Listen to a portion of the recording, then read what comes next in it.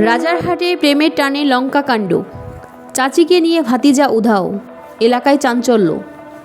কুড়িগ্রামের রাজারহাট উপজেলার ঘড়িয়ালডাঙ্গা ইউনিয়নের পারিবারিক সম্পর্ক অগ্রাহ্য করে এক গৃহবধূকে নিয়ে ভাতিজায় পালিয়ে যাওয়ার ঘটনায় এলাকায় চাঞ্চল্যের সৃষ্টি হয়েছে। স্থানীয় সূত্রে জানা যায়, উপজেলার ঘড়িয়ালডাঙ্গা ইউনিয়নের ৯ নম্বর ওয়ার্ডের জমিদারপাড়া গ্রামের বাসিন্দা গোপাল চন্দ্রের ছেলে সবুজ চন্দ্র দীর্ঘদিন ধরে তার নিকট আত্মীয় চাচি এক গৃহবধূর সঙ্গে গোপন সম্পর্ক বজায় রেখেছিলেন। প্রায় ১০ দিন আগে রাতে তারা নিখোঁজ হন। ধারণা করা হচ্ছে দুজনে একসঙ্গে বাড়ি ছেড়ে চলে গেছেন।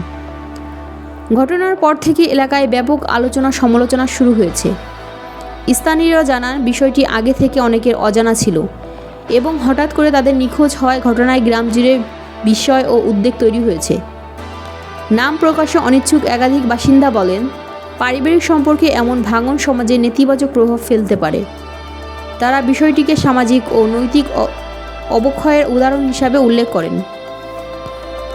এ ঘটনায় সংশ্লিষ্ট পরিবারগুলো সামাজিকভাবে বিব্রতিকর পরিস্থিতির মধ্যে পড়েছে। একই সঙ্গে দুই পরিবারের মধ্যে চাপা উত্তেজনা বিরাজ করেছে বলেও জানা গেছে। এ রিপোর্ট লেখা পর্যন্ত সংশ্লিষ্ট থানায় কোনো লিখিত অভিযোগ দায়ের করা হয়েছে কিনা তা নিশ্চিত করা হয়নি। তবে স্থানীয়দের মতে পরিস্থিতি বিবেচনা প্রশাসনের হস্তক্ষেপ প্রয়োজন হতে পারে।